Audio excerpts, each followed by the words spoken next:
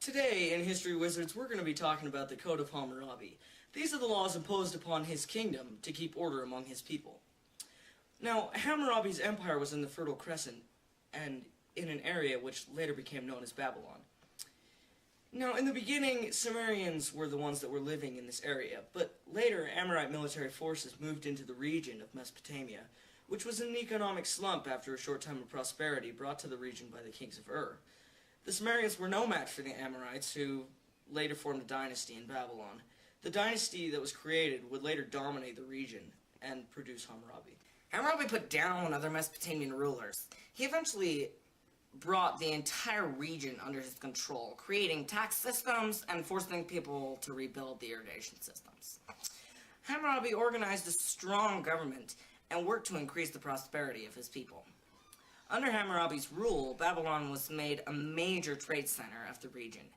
Merchants from faraway places like India and China paid a great deal for the grain and cloth the Babylonians produced.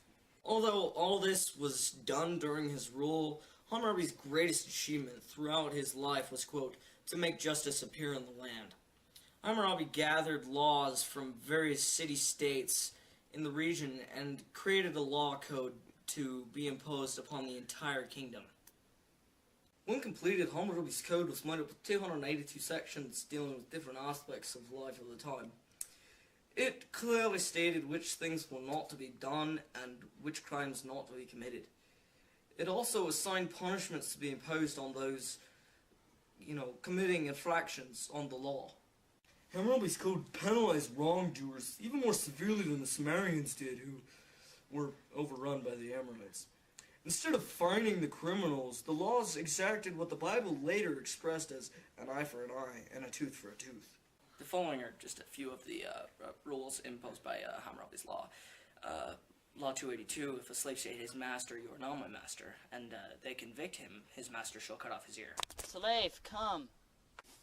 You are not my master. Oh. My ear! Law 269, if he hires an ass for the threshing, the hire is 20 ka of corn. I'd like to borrow your donkey. Do you have 20 ka of corn? Yes. Law 233, if a builder builds a house for someone and does not construct it properly, and the house which he built falls and kills its owner, then the builder should be put to death.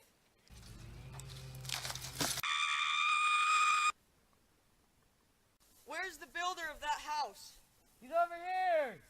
What? Fatality.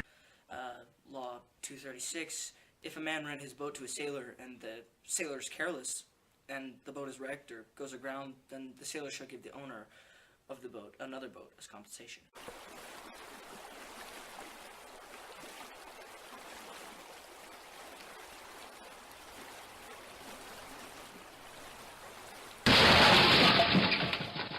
We've run aground.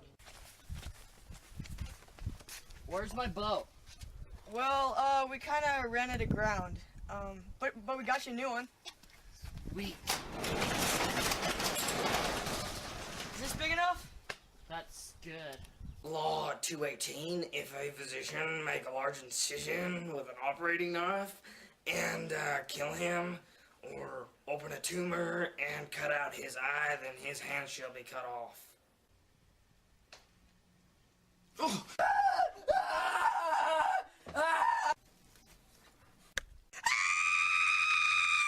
Law 197, if a mother man breaks another man's bones, his bones shall be broken. Yeah, you think that's funny? Ah! Ah! Ah!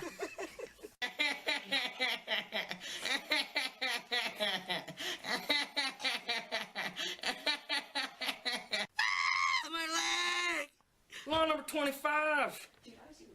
If a fire breaks out in the house and someone comes to put the fire out and he casts his eye upon the property of the owner of the house and he takes the property of the master of the house, he should be thrown in that same fire. Yeah. Wait, is that a fire over there? Whoa, dude, I think it is. Hey, that guy's stealing something. Get him!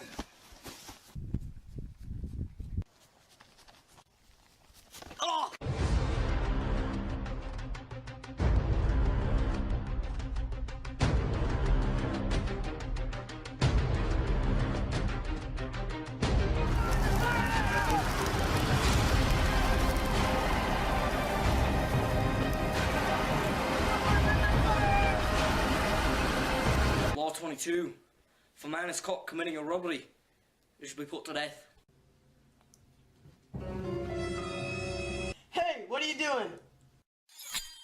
Fatality.